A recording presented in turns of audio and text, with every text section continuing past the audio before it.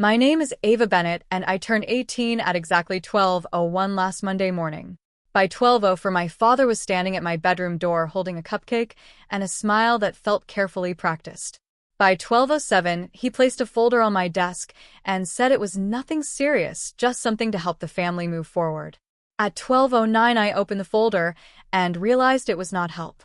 It was a transfer.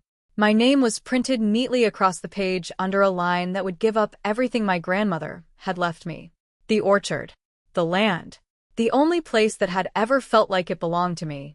My mother stood in the hallway behind him, already teary, like she had rehearsed that part too. My older brother leaned against the wall, scrolling on his phone like none of this had anything to do with him. My father kept his voice calm and steady as if this were a simple decision. "Sign it before school tomorrow," he said. "It will make everything easier." Easier for who, I asked. He did not answer that. He did not need to, because in that moment I understood exactly what was happening. This was not a conversation. It was a deadline. I looked back down at the paper. My name. Their plan. My future reduced to a signature. So I smiled. I told them I needed a pen. And that was the moment everything started to fall apart. Before any of this started, before the paperwork, before the pressure, there was the orchard.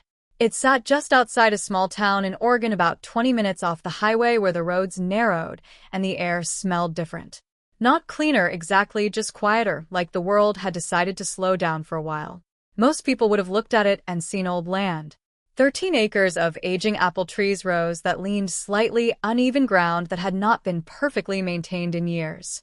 The farmhouse was painted a faded blue with a porch that tilted just enough to notice if you stood there long enough.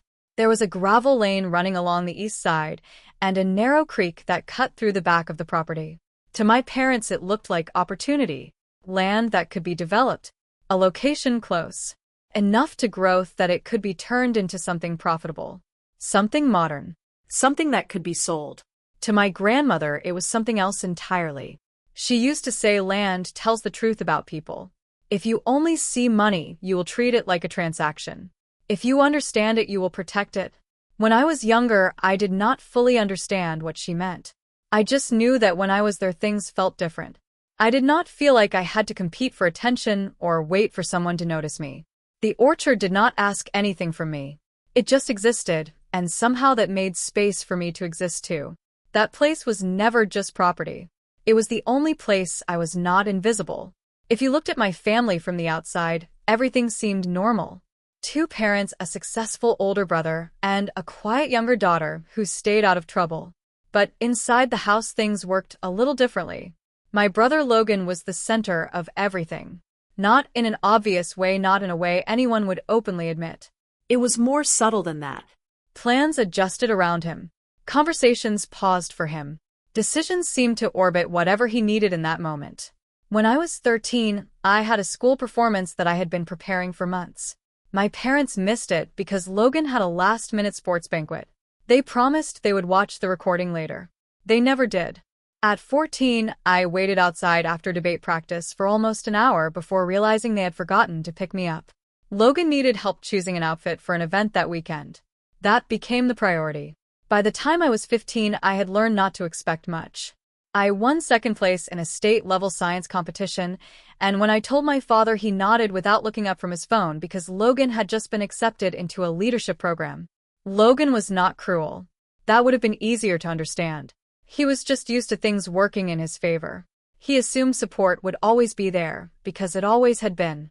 And I learned to take up less space. In some families, love is shared. In mine, it was distributed. The only person who never treated me like background noise was my grandmother Eleanor. Every Friday after school, she would pick me up in her old truck and drive me out to the orchard. No big speeches, no expectations, just a quiet routine that slowly became the most important part of my week. We did simple things. We fixed broken fence posts. We sorted apples that had fallen too early. We cleaned out gutters before the rain came in. Sometimes we just sat on the porch and watched the light change across the trees. But while we worked, she taught me things that had nothing to do with chores. She showed me how to read the land, where the soil held water longer, which trees needed trimming even if they still looked healthy, how to listen to a pump and know when something was about to fail before it actually did. And sometimes she would say things that sounded simple, but stayed with me longer than anything else. Family is a beautiful word, she told me once while we stood near the creek, until someone uses it to control you.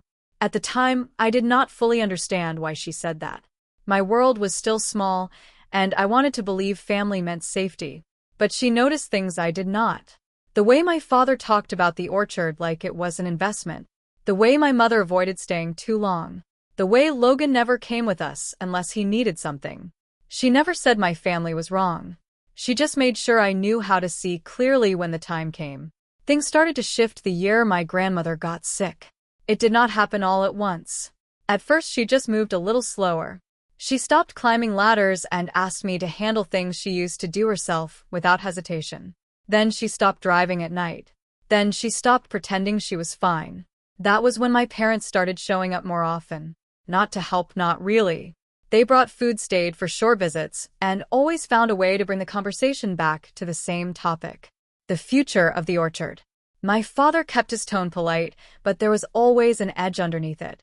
He talked about market timing and rising property values, about how land like this should not sit unused, about how it could secure the family for years. My grandmother listened without interrupting. When he finished, she would usually say something simple. Not everything needs to be turned into money. That only made him push harder. One afternoon, he brought a man with him, a developer. Clean shoes, expensive watch, the kind of person who looked at land and saw blueprints instead of trees. They walked the property like they were already planning what to remove. I stayed quiet, but I watched everything. That night I heard my parents talking in the kitchen. Their voices were low, but not low enough. She will not agree, my mother said. My father paused before answering. She will not have to forever. Something about the way he said it made my stomach drop. That was the first time I realized this was not just a conversation. It was a plan. After my grandmother passed, everything became quiet in a way that did not feel peaceful. It felt like something was waiting. The house was full of people the day of the funeral, but by evening it was empty again. My parents went back home. My brother left early. I stayed behind longer than anyone expected. I told them I needed time. That part was true. What I did not tell them was that I remembered something my grandmother had said months earlier. If anything ever feels off, check the recipe book. At the time, I thought she was joking. Standing alone in her kitchen that night, I realized she was not. The book was exactly where she always kept it. Worn edges, handwritten notes tucked between pages. I flipped through it slowly until I reached the apple pie recipe. There was something inside. A small business card. Rachel Scott, attorney at law. On the back, in my grandmother handwriting, was one sentence. If they say it is just a formality, call her. My hands felt cold as I pulled out my phone. I sat in my car the next morning before school and dialed the number. She answered like she had been expecting me. When I told her my name, there was a brief pause. Then she said I was wondering when they would try. That was when everything shifted. Rachel explained that 6 years earlier my grandmother had created a trust. The orchard, the house, the land, everything was placed inside it. I was the sole beneficiary.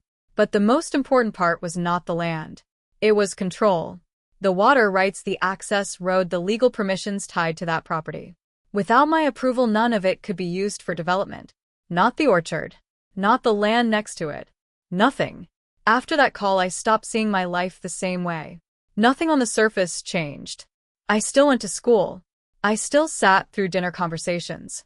I still listened to my parents talk about bills and pressure and how difficult things were becoming. But now I understood what they were really doing. They were preparing me not to inherit something, to give it up. Rachel told me I had options, but timing would matter. If I acted first, I could protect everything. If they got me to sign before I understood the full picture, it would all be gone. So I said nothing. For 4 months, I lived like everything was normal while quietly learning everything I could. I read through the trust documents. I asked Rachel questions. I memorized details that no one in my house knew I had access to. Meanwhile, the pressure around me started to build. My father began bringing up college costs more often. My mother left brochures for expensive schools on the kitchen counter like reminders. Logan joked that once I had access to money, I could help him invest in his next idea. None of it sounded like a demand, but all of it pointed in the same direction. 2 weeks before my birthday, my uncle came over with a folder and a bottle of wine. He thought I was upstairs. I was not. From the hallway, I heard him say they needed signatures soon or the deal might fall through. My father answered, without hesitation. She turns 18 on Monday. That was when I knew exactly how little time I had left, and exactly how ready I needed to be. My birthday party was not really a party. It was a setup. My mother insisted on inviting relatives, neighbors, and a few of my father's business contacts, people I barely knew, but who all seemed very interested in being there. My uncle showed up early. The same developer I had seen months before stood near the kitchen talking quietly with my father. There were decorations, a cake, a banner that said, "Our girl is all grown up." It looked warm from the outside. It did not feel that way from where I was standing. Everyone kept smiling at me like I had already agreed to something. Conversations would stop for a second when I walked into a room, then pick back up in softer tones. Logan gave a short toast joking about how I was finally an adult and could start making real decisions. People laughed like that line meant more than it sounded. Then my father stood up. He placed one hand lightly on my shoulder and spoke in that calm, confident voice he used whenever he wanted people to believe him. "Ava has always been responsible," he said. "The kind of person who understands that family comes first." There it was. Not a request. A message. He talked about the future, about opportunities, about honoring my grandmother in the right way. Every word was carefully chosen to sound reasonable to everyone listening. People nodded. Some even clapped. I stood there holding a plate I had stopped eating for minutes earlier and realized something important. This was never going to be a private conversation. They wanted witnesses. They wanted pressure. And they wanted me to feel like saying no would make me the problem. At 11:52, my father knocked on my bedroom door. My mother stood behind him. My uncle was just over her shoulder. Logan leaned against the wall like he was watching something that did not involve him. My father stepped inside without waiting. "Happy birthday," he said again, as if repeating it would make everything feel normal. He placed the folder on my desk and opened it like this was just another form to sign before school. "It is straightforward," he said. "Just paperwork to move your grandmother property into a family structure so we can manage it properly." My uncle nodded. "Standard process," he added. "Nothing complicated." I looked down at the document. Assignment of beneficial interest. The words were clear even if they pretended not to be. "What happens after I sign?" I asked. My father smiled slightly. "We take care of everything. You will not have to worry about any of the details." My mother stepped in quickly. "Your college is covered. You will have a car. A strong start." My uncle added the number. 75,000. I let that sit for a second. Then I asked one question. "How much is the full project worth?" The room shifted. My father's expression tightened. My uncle looked at me more carefully now. "That is not relevant," he said. "It is to me," I answered. No one spoke for a moment, because we all understood the same thing at the same time. This was not a misunderstanding. They knew exactly what they were asking for. And now they knew that I did too. For a moment no one said anything. My father was the first to recover. "You are overthinking this," he said. "This is what families do. We work together." My mother's eyes filled instantly. "We are under a lot of pressure, Ava," she said softly. "We are trying to protect everyone." Protect everyone. That was the word she chose. I looked at the paper one more time, then back at all of them standing in my room waiting. I nodded slowly. "Okay," I said. "I understand." Relief moved through the room so quickly it was almost visible. My father's shoulders dropped slightly. My uncle relaxed his stance. My mother let out a quiet breath like the outcome had already been decided. I reached for the folder. "I just need a pen," I said. "Of course," my father answered immediately. "I will get one." I shook my head. "I have one." I picked up the document and walked past them into the hallway. No one stopped me. Why would they? They thought this part was over. I stepped into my bedroom and closed the door. Then I locked it. The first knock came almost instantly. "Ava," my father's voice said through the door. "Open that." I did not answer. My hands were steady now as I opened my laptop and started the call. Rachel's face appeared on the screen within seconds. "Did they give you the document?" she asked. "Yes." "Do not sign it." "I know." The knocking grew louder. I turned back to the screen. "I am ready," I said. And that was when everything finally shifted. Rachel did not waste time. She shared the documents on the screen and guided me line by line. The language was precise, but the purpose was simple. Lock everything down before anyone else could touch it. I signed the first page. Outside my door, my father's voice sharpened. "Ava, this is not funny." I signed the second. My mother started crying louder, now calling my name like I was the one hurting her. I signed the third.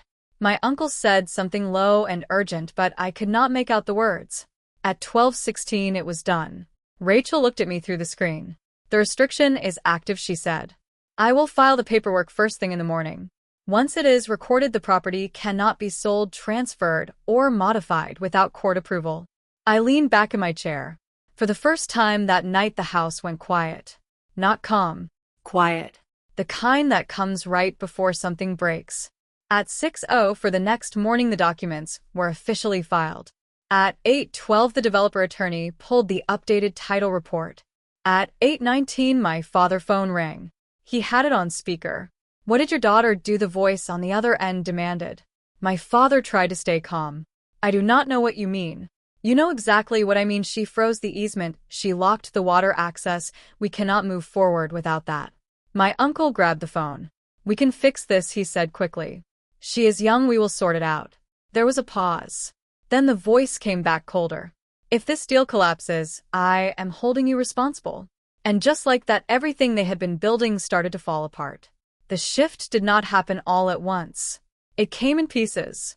After that phone call, my father stopped trying to explain things and started taking more calls outside. Each time he came back and he looked a little older, a little more tired. My uncle stayed for hours going through documents, making calls, pacing like he could fix something that had already moved beyond him.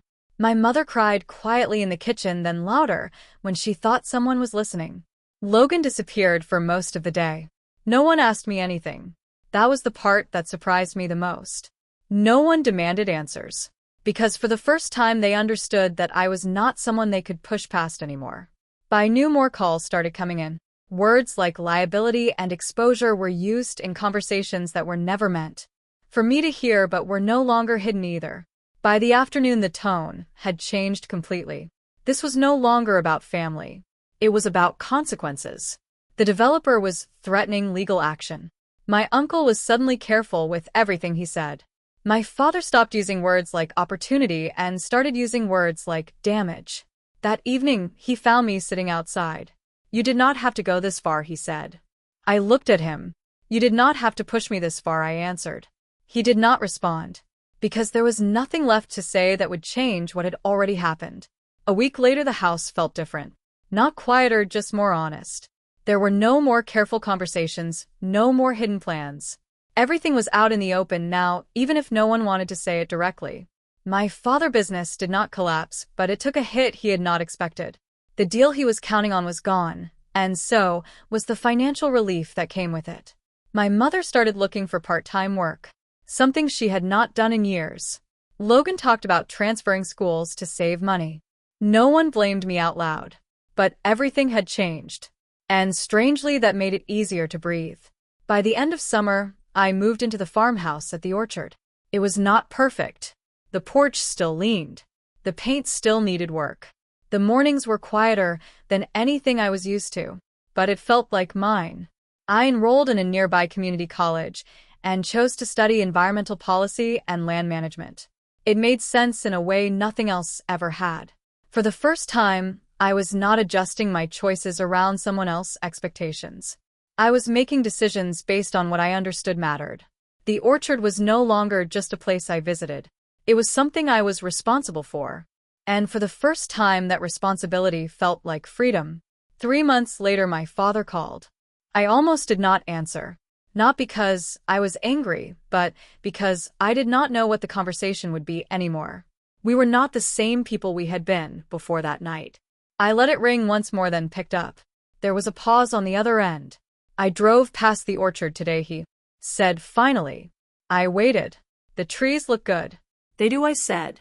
Another pause, longer this time. I did not know she had planned all of that, he said. Yes, you did, I answered quietly. Maybe not the details, but you knew she did not trust you. He let out a slow breath. I thought he might argue, or defend himself the way he always had before.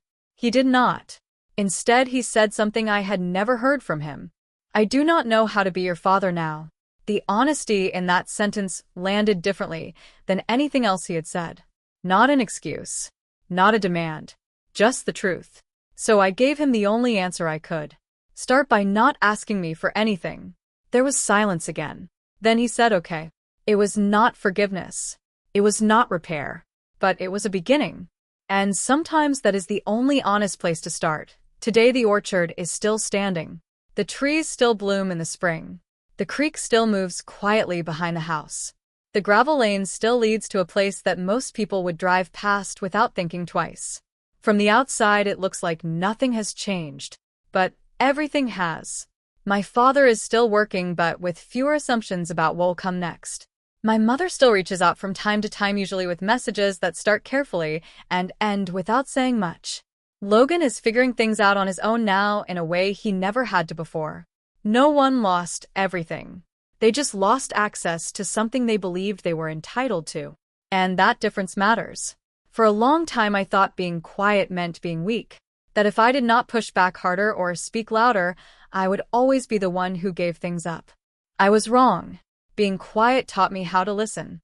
And listening taught me when something was not right. The truth is, setting a boundary does not make you selfish. It reveals who expected you not to have one. If there is something in your life, a place, a relationship, or even your own sense of direction that matters to you, protect it early. Because the hardest lesson I had to learn was this. The people who say family comes first are not always thinking about you when they say it. If this story stayed with you, take a moment to think about what you would protect if you had to choose. And if you have ever had to stand your ground when it mattered, share your experience below and let someone else know they are not alone.